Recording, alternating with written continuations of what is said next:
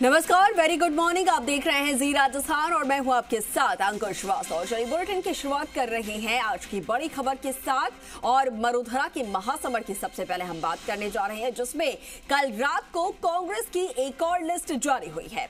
आपको बता दें कि कांग्रेस ने अपनी ये छठी लिस्ट जारी की है। सांगरिया से अभिमन्यु पूनिया, तो वहीं भादरा से अजीत बेनीवाल को टिकट दिया गया है। डूंगरगढ़ की अगर बात की जाए तो मंगलाराम गोदारा को टिकट मिला है। पिलानी से पीतराम काला मैदान में होंगे। दातारामगढ़ से वीरेंद्र सिंह और शाहपुरा से मनीष यादव, एक युवा चेहरा। चौबू से आपको बता दें कि डॉक्टर शिखा मील बराला, जो कि काफी समय से एक्टिव थे, उन्हें टिकट दिया गया है। आमेर से प्रशांत शर्मा, जमरामगढ़ से गोपाल लाल मीणा, हवा महल से आर तिवारी, जिसको लेकर घमासान कल से मचा हुआ है। आपको बता दें कि आर तिवारी के नॉमिनेशन भरे जाने के बाद से चर्चाओं का बाजार जो है वो गर्म था। आगे बढ़ रहे हैं, विद्याधर नगर से सीताराम अग्रवाल को टिकट मिला है और अलवर ग्रामीण से अजय अग्रवाल को मैदान में उतारा गया है। मालपुरा की बात की जाए तो मालपुरा सीट से घासीलाल चौधरी मैदान में होंगे और मेड़ता से शिवरतन वाल्मीकि और फलौदी से प्रकाश छंगानी, जबकि लोहावट से कृष्णाराम और विश्नोई और शेरगढ़ से मीना कंवर को टिकट दिया गया है। सूरसागर की बात की जाए, सूरसागर से शहजाद खान को टिकट मिला है और भीलवाड़ा से ओम नारायणी वाल को टिकट दिया गया है। लाडपुरा से नईमुद्दीन गुड्डू और आहोर से सरोज चौधरी मैदान में होंगे। तो कल कांग्रेस ने अपनी छठी लिस्ट जारी की है। देर रात हालांकि ये लिस्ट जारी हुई है, करीब 11:30 पौने 12 बजे के करीब ये कांग्रेस की छठी लिस्ट जारी हुई, जिसमें नाम जो है वो साफ तौर पर सामने आए हैं। 23 नाम और कुछ सीटों को लेकर लगातार जो है विचार विमर्श मंथन किया जा रहा था। कुछ सीटों को लेकर नाम दिए गए, फिर वापस लिए गए और ऐसे में सबसे यहाँ पर जो रोचक मुकाबला है वो हवा महल सीट से देखने को मिलेगा, क्योंकि देखिए हवा महल सीट से भाजपा ने भी प्रयोग किया है। भाजपा ने भी बाल मुकुंदाचार्य को मैदान में उतारा है, पहली बार चुनाव लड़ने जा रहे हैं और उनके सामने आर तिवारी। पहले बात मंत्री महेश जोशी को लेकर हो रही थी, लेकिन उनका टिकट काटकर आर तिवारी को टिकट दिया गया है। ज्यादा जानकारी के साथ सहयोगी निजाम खंडाली हमारे साथ फोन लाइन पर जुड़ रहे हैं। निजाम, देखिए कल छठी लिस्ट कांग्रेस की जारी हुई, 23 नाम, लेकिन सबसे ज्यादा जो चर्चा है हवा महल की सीट को लेकर, कल जब नामांकन भरा गया था आर तिवारी की तरफ से, तब से ही बाजारों का जो यहाँ पर बाजार जो थे वो गर्म थे सियासत को लेकर। आर तिवारी ने टिकट भरा था, जो नामांकन भरा था, और साथ ही टिकट उठा था महेश जोशी की तरफ से भी, वहां से भी फॉर्म्स उठे थे। तो ऐसे में चर्चाएं तो कल से ही हो रही थी, लेकिन जो देर रात को सूची आई है उसमें ये तस्वीर साफ हो गई है।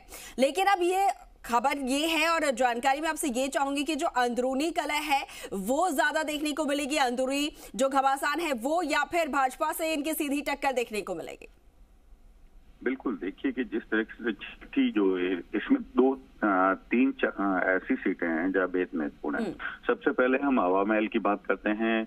मंत्री महेश जोशी का टिकट कटना तय था और हम लगातार इस बात को बता रहे थे कि इस बार हाईकमान किसी भी मूड में नहीं है, चाहे वो कुछ भी हो जाए, और ये बात हमने लगातार कही है। देखिए, महेश जोशी का टिकट कटना इस बात का भी संदेश है कि एक तरह से आप देखिए दोनों तरफ से सचिन पायलट के गुट के 3 लोगों के टिकट कटे, गहलोत खेमे के भी 2 से 3 लोगों के टिकट कट रहे हैं, यानी हाईकमान इज हाईकमान। तो एक तरह से एक संदेश दे दिया गया है। दूसरी तरफ आर तिवारी, जो कि बहुत हाल ही में जो है जिलाध्यक्ष बने हैं और एक सामान्य कार्यकर्ता की तरह जीवन जीते रहे हैं, वो तो एक जमीनी लेवल के कार्यकर्ता है और उनको इस तरह से टिकट देना कहीं न कहीं जो कह सकते हैं लोगों को, जो कार्यकर्ता है या नेता है जो जमीनी लेवल पे काम करते हैं, उनको प्रोत्साहन मिलेगा। तो दोनों चीजों को समन्वय बनाया गया।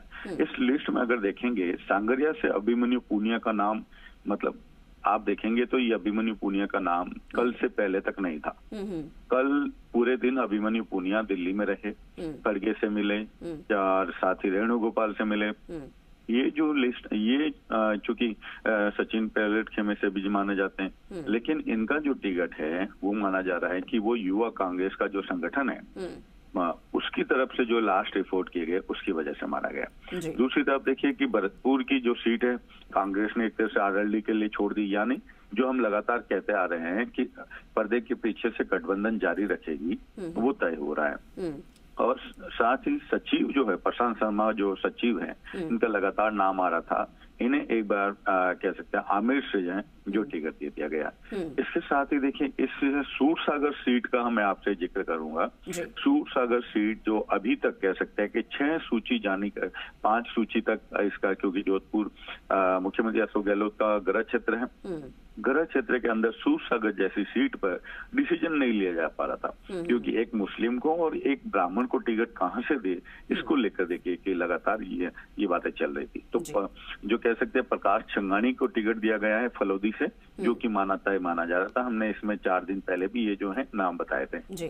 दूसरी तरफ जो सूरसागर है जहां पर ये टिकट जिस तरह से शहजाद खान को टिकट मिला है, ये हम कल 2 दिन से भी हम इसको जिक्र कर रहे हैं। इसका रीजन ये है कि शहजाद खान का नाम पूरी तरह से मुख्यमंत्री अशोक गहलोत का नाम है और इनके पिता जो कह सकते हैं अयूब खान जो है आरपीएससी के मेंबर भी है। इसके बावजूद कि एक ही परिवार से देखिए 2 जिम्मेदारियां दी गई है, आरपीएससी मेंबर होने के साथ साथ आरपीएससी मेंबर के जो अयूब खान है उनके बेटे हैं शहजाद खान, और ये दोनों परिवारों में एक बड़ी टिकट दी है। जब हमने कल इस बारे में बातचीत की जोधपुर में, तो ज्यादातर लोगों का ये मानना था कि नहीं ऐसा नहीं हो सकता, लेकिन उन्होंने कहा, हमने बताया भी कि ये होगा। तो इस तरीके से शहजाद खान का नाम एक तरह से बहुत चौंकाने वाला होगा जोधपुर की राजनीति में, क्योंकि ये किसी को भी लगभग कह सकते हैं कि अंदेशा नहीं था कि शहजाद खान का होगा।